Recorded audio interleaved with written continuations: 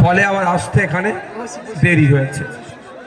আপনারা জানেন আজকে কমরেড বিশ্বজিৎ মন্ডলদার সমর্থনে আজকের এই জনসভা। ইভিএম মেশিনের 2 নম্বর বোতাম টিপতে হবে আগামী 29 এপ্রিল। সেই নিয়ে মর্মেই আজকে আসতে ভাই ভাই ভাই যে যেখানে আছে ওখান থেকে দাঁড়িয়েই থাকো। একটা মিনিট আপনারা কি চুপ করবেন? একটু চুপ করবেন ভাই, দাঁড়িয়ে থাকুন, সবাই দাঁড়িয়ে পড়ুন, সবাই দাঁড়িয়ে পড়ুন। তোমরা বসো, তোমরা বসো। সবার দেখতে সুবিধা হচ্ছে তো নাকি? কারো দেখতে অসুবিধা হচ্ছে? আর একটা কাজ করুন, আর একটা কাজ করুন, দেখছেন যারা বক্তব্য শুনবেন মোবাইলে ফ্ল্যাশটা অন করে রাখুন, একসাথে দুটো কাজ হবে একসাথে। ভাই আপনাদের কমরেড একটু বসুন না, প্রার্থী আর পলাশদা ছাড়া আর লোকাল কমিটির যিনি আছেন সেক্রেটারি তিনি ছাড়া বাকিরা বসুন বসুন বসুন না, বসে পড়তে বলছি, দাঁড়াবেন না, এটুকু বলছি।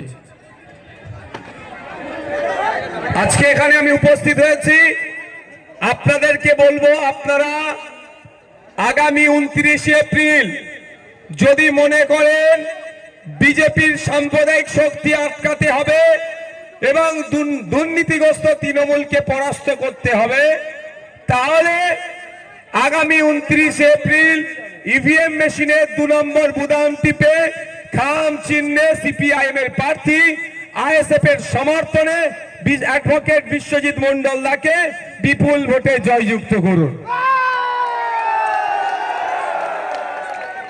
হ্যাঁ, কাস্তা ধরে তারা চিহ্ন। এবার আপনাদের বলবো কেন পাঠাবেন?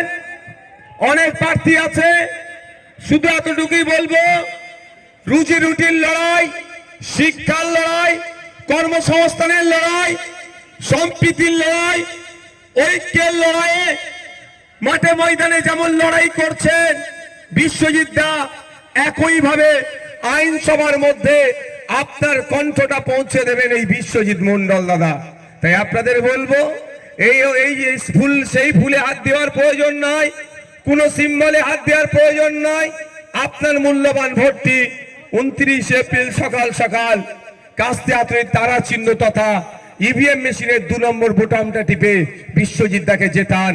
আমি দায়িত্ব নিয়ে একটা কথা বলতে পারি যে বিশ্বজিৎ দা, আমি যেভাবে 5 বছর ধরে মিথ্যা মামলা, জেল, জরিমানার পরেও সিট দ্বারা সোজা রেখে লড়াই করছি, জনগণের কথা বলছি, মানুষের কথা বলছি, শিক্ষার কথা বলছি, স্বাস্থ্যের কথা বলছি, কর্মসংস্থানের কথা বলছি, কৃষকের কথা বলছি, ছাত্র যুবর কথা বলছি, মহিলাদের কথা বলছি, শ্রমিকের কথা বলছি। একইভাবে বিশ্বজিৎ দা বিধানসভার মধ্যে, বিধানসভার বাইরে মানুষের অধিকারের কথা বলবে। আজকে মমতা ব্যানার্জি বলছেন রাত 8টার পরে মহিলারা রাস্তার বাইরে বার হতে পারবে না, আর আজকে রাত 10টা বাজতে যাচ্ছে। এটাই বামপন্থী আইএসএফ এর লড়াই, মহিলারা নির্বিঘ্নে এখানে দাঁড়িয়ে আছে। তাই আপনাদের বলবো, একদিকে জোড়া ফুল বলছে রাত 8টার বাইরে মহিলারা বেরোতে পারবে না, আর বিশ্বজিৎ দ্বারা বলছে 8টা, 9টা, 10টা, 11টা, 12টা, 1টা, 2টো, 3টে, 4টে কোনো ব্যাপার নয়। নির্বিঘ্নে তার বাড়ি থেকে মহিলা বার হবে এবং কাজ মিটিয়ে তার বাড়িতে ফিরবে। সমস্ত নিরাপত্তার দায়িত্ব বিশ্বজিৎ দা কাঁধে তুলে নেবে, আমরা কাঁধে তুলে নেব। তাই আপনারা কাকে গ্রহণ করবেন? এখানে এসসি সিট রিজার্ভ। আমি একটা এসসি ভাইদের দুর্দশার কথা বলে আমার রাতও হচ্ছে, বক্তব্য আমি শেষ করব। তার আগে শুধু বলবো, এসআইআর এ যা হয়রানি হচ্ছে, 27 লক্ষ মানুষের নাম ডিলিট হয়েছে। আজকে দেখলাম ট্রাইব্যুনাল 138 জনের ভেরিফাই করে 136 জনের নাম তুলে দিয়েছে। তার মানে এতটুকু প্রমাণ হচ্ছে যে অনিচ্ছাকৃতভাবে, অন্যায়ভাবে নামগুলো ডিলিট করেছে। এই 27 লক্ষ নাম ডিলিট হওয়ার জন্য সব থেকে বেশি যিনি দায়ী তার নাম হচ্ছে মমতা ব্যানার্জি, নরেন্দ্র দামোদর দাস মোদী। এরা প্ল্যান করে বাঙালি 27 লক্ষকে হয়রানি করছে। তাই বাঙালিদেরকে শপথ ঐক্যবদ্ধ হতে হবে, আমরাও জবাব দেব। এই নির্বাচনে বিজেপি তৃণমূলকে আমরা শূন্য করব। এখানে এসসি রিজার্ভ সিট, মমতা ব্যানার্জির এসসি ভালোবাসা একটু আপনাদের জেনে নিন। 22% সংরক্ষণ আছে এসসি ভাইদের জন্য উচ্চশিক্ষায় চাকরিতে। ফেক সার্টিফিকেট ইস্যু করে প্রকৃত দলিত অর্থাৎ পিছড়ে বর্গের হিন্দু ভাইদের অধিকার এই মমতা ব্যানার্জি সরকার খেয়ে নিচ্ছে।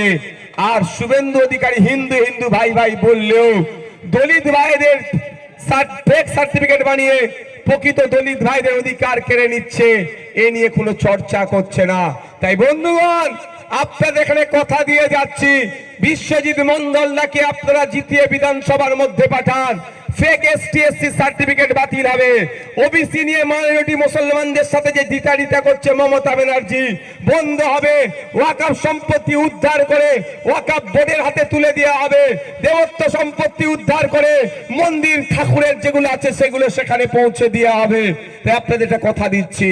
আর একটা কথা দিয়ে যাই, 6 মাসের মধ্যে কমিশন বসিয়ে যত ফেক এসটি এসসি সার্টিফিকেট আছে খুঁজে বার করে সেইগুলো জ্বালিয়ে দিয়ে উচ্চ শিক্ষায় চাকরির ক্ষেত্রে প্রকৃত দলিত আদিবাসীদের সংরক্ষণের ব্যবস্থা আমরা করব।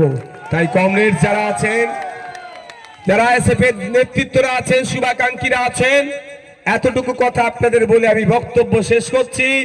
যদি মনে হয় দুর্নীতি মুক্ত সমাজ ব্যবস্থা গড়তে হবে, যদি ইচ্ছে হয় আম খাওয়ার, তাহলে জাম গাছ লাগালে আম পাবেন না, আম গাছই লাগাতে হবে। যদি মনে করেন দুর্নীতি মুক্ত সমাজ ব্যবস্থা চাই, তাহলে বামপন্থী আইএসএফদেরকে জেতান। তাহলে আমি একটা উদাহরণ দিয়ে যাচ্ছি, নিজেকে আমি বড় বলছি না। অন্যান্য বিধায়ক, আপনার এখানের বিধায়িকা মহাশয়া, তিনি যে আবার দ্বিতীয়বার এখানে তার দলের পক্ষ থেকে, মানে আমি দ্বিতীয়বার বলছি, চতুর্থবার হোক, কিন্তু তিনি তার দলের পক্ষ থেকে মনোনীত হয়েছেন। 2021-এ তিনি যিনি হলফনামা যেটা দিয়েছেন, আর 2026-এর হলফনামা দেখবেন সম্পত্তি তার বেড়ে গেছে। কিন্তু সংযুক্ত মোর্চার একমাত্র বিধায়ক, ভাঙড়ের বিধায়কের হলফনামা তুলে দেখুন আপনারা, সম্পত্তি কমে গিয়েছে, ইনকাম বাড়েনি, ইনকাম করেছে। এটা হচ্ছে পার্টির আদর্শ। আমি তাই দুর্নীতি করিনি বলেই তাই আপনাদের বলবো, যদি 5 বছরে কারো সাহস হয়নি আমার নামে 1 টাকার দুর্নীতির কেউ অভিযোগ আনবে, তাই আপনার আগামী 5 বছরে স্বরূপনগর বিধানসভা থেকে এমন একটা মানুষকে জিতিয়ে পাঠান যে তা ইডি সিবিআই এর ভয়ে দরজা বন্ধ করে পাঁচিল ডিঙ্গে পালাবার এরকম পথ খুঁজবে না, বুক চিতিয়ে দাঁড়িয়ে থাকবে, ইডি সিবিআই আসার সাহস দেখাতে পারবে না। সেটা হচ্ছে কে? বিশ্বজিৎ দা আমাদের। তাই বলবো, যদি দুর্নীতি মুক্ত সমাজ ব্যবস্থা চান, তাহলে বিশ্বজিৎ দাকে আপনারা জিতে বিধানসভায় পাঠান। আমি দুঃখিত, অনেকে এসেছিলেন কিন্তু যথাসময়ের মধ্যে যেতে পারলাম না। আমার আরো 2টো প্রোগ্রাম ছিল, আমি সেগুলোকে আজকে কভার করতে পারলাম না। এখান থেকেও তাদের কাছে বার্তা দিই, কিন্তু কিছু করার নেই। মানুষের এত আবেগ ভালোবাসা, আমি সিরিয়াসলি বলছি, আমি জানতাম না মানুষ আমাকে এত ভালোবাসে। এই আসার পথে অন্তত আমাদের আমাদের আমাদের সিপিআইএম এর রাজ্য কমিটির সদস্য কমরেড পলাশ দা, তিনি হচ্ছে আই উইটনেস, তিনি স্বচক্ষে দেখেছেন। রাস্তায় হয়তো আমি আরো আধ ঘন্টা আগে পৌঁছে যেতে পারতাম, কিন্তু রাস্তায় সেই বাদুড়িয়া থেকে শুরু করে আপনার এই আগের মোড় পর্যন্ত অন্তত 1000-20 মানুষ রাস্তায় দুদিকে দাঁড়িয়ে আছে আমাকে একবার দেখার জন্য। কারণটা আমি আজকে গর্বের সাথে বলছি যে 5 বছর আমি সিট ডাটাকে বিকিয়ে দিইনি, মোদি মমতার কাছে আমার মাথাকে বন্দুক দিইনি, ওই জন্য মানুষ আমাকে ভালোবাসছে। তাই আপনাদের ভালোবাসাকে পথে করে নিয়ে গিয়ে যাব। আমি একা গিয়ে লড়াই কতটা করব, আমার সাথে বিশ্বজিৎ দা, দীপশিতা দি, ওইদিকে আপনার মীনাক্ষী দি, আমাদের সিনিয়র লিডার শামসুর আলী মল্লিক, তাপস ব্যানার্জি, আবার আমাদের কমরেড আইনজীবী বিকাশ রঞ্জন ভট্টাচার্য স্যারের মতো নেতৃত্বরা যদি বিধানসভার মধ্যে ঢোকে, বিধানসভায় ওই ধর্মের নামে হই হই বন্ধ করে কাজের কথা হবে, জনগণের কথা হবে, শিক্ষার কথা হবে, স্বাস্থ্য ব্যবস্থার মান উন্নয়নের কথা হবে, মানুষের কথা হবে, কৃষকের কথা হবে, ছাত্রের কথা হবে, যুবকের কথা হবে, বেকারত্ব দূরীকরণের কথা হবে, খোদার সূচকে মাদত এগিয়ে যাচ্ছে, বাংলা এগিয়ে যাচ্ছে, তার দূরীকরণের কথা হবে। তাই বন্ধুগণ, আপনাদের বলবো, দিকে দিকে বামপন্থীদের হাতকে শক্ত করুন, আইএসএফ এর হাতকে শক্ত করুন, যেখানে লিবারেশন দাঁড়িয়েছে তাদের হাতকে শক্ত করুন, আমাদেরকে ম্যাজিক ফিগারে পৌঁছান। আমরা বিজেপির সাম্প্রদায়িকতাকে ঠান্ডা ঘরে পাঠিয়ে দেব, আর তৃণমূলের দুর্নীতিগুলো যারা করেছেন ধরে ধরে জেলের ভাত তাদেরকে খাওয়াবো। তৃণমূল পারবে না বিজেপিকে আটকাতে, আর বিজেপি করবে না তৃণমূলের বিচার। তো আমাদেরকে দায়িত্ব নিতে হবে। আমাদের বিশ্বজিৎ দায়ী দায়িত্ব নিচ্ছেন, পলাশ দ্বারা দায়িত্ব নিচ্ছেন। রাজি আছেন আপনারা? রাজি আছেন তো নাকি? ইনকিলাব, ইনকিলাব। ফ্ল্যাশ কি চালাতে বাকি আছে নাকি? আবার জ্বালিয়ে দেন, এবার স্লো রানিং করে ছেড়ে দিই নাকি? আর কিছু বলার আছে? 10টা বেজে গেছে। হসপিটালের দুরবস্থা, স্বরূপনগরের মানুষ যাচ্ছে কোথায়? লাইটগুলো জ্বালান, তোমায় একটু লাইটগুলো জ্বালান। মায়েরা মোবাইলের টর্চটা লাইটটা জ্বালান। এই যারা রাস্তার ধারে আছেন জ্বালান, যারা রাস্তার ধারে আছেন। হসপিটালের দুরবস্থা, ব্লক হসপিটালে ট্রিটমেন্ট পাচ্ছেন না। এই ট্রিটমেন্ট যাতে প্রপার পাওয়া যায়, এই লড়াই করতে হবে আইনসভার মধ্যে গিয়ে। যেখানে আইন তৈরি হয় সেখানে লড়াই করতে হবে। তাই আইন তৈরির জায়গাতে, লড়াই করার জায়গাতে বিশ্বজিৎদাকে পাঠালে বিশ্বজিৎদা লড়াই করে এই দুরবস্থা থেকে সুব্যবস্থা হসপিটালের ফিরিয়ে নিয়ে আসবে। ইনকিলাব জিন্দাবাদ, ইনকিলাব জিন্দাবাদ, বাংলাদেশের ঐক্য জিন্দাবাদ। আগামী 29শে প্লাস দিন, আগামী 29শে প্লাস দিন। এই স্বরূপনগরের মানুষকে বলে দিন, এই মা বোনেদের বলে দিন, বাপ ভাইদের বলে দিন, আরে দিকে দিকে বলে দিন।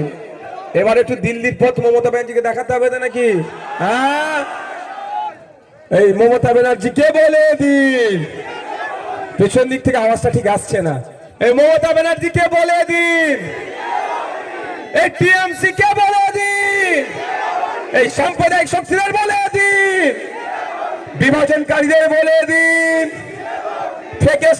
সার্টিফিকেট ইস্যুকারীদের বলে দিন, ওবিসি নিয়ে মাইনরিটির সাথে নির্যাতনকারীদের বলে দিন, ওয়াকফ চোরদের বলে দিন, দেবত্ব সম্পত্তি চোরদের বলে দিন, রেশন চোরদের বলে দিন, চাল চোরদের বলে দিন, চাকরি চোরদের বলে দিন, এই চোরদের বলে দিন। ইনকিলাব, ইনকিলাব, ইনকিলাব।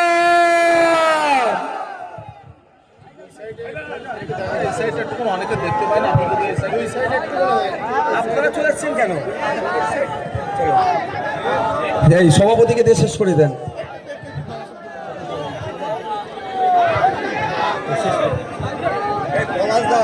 কি করবো?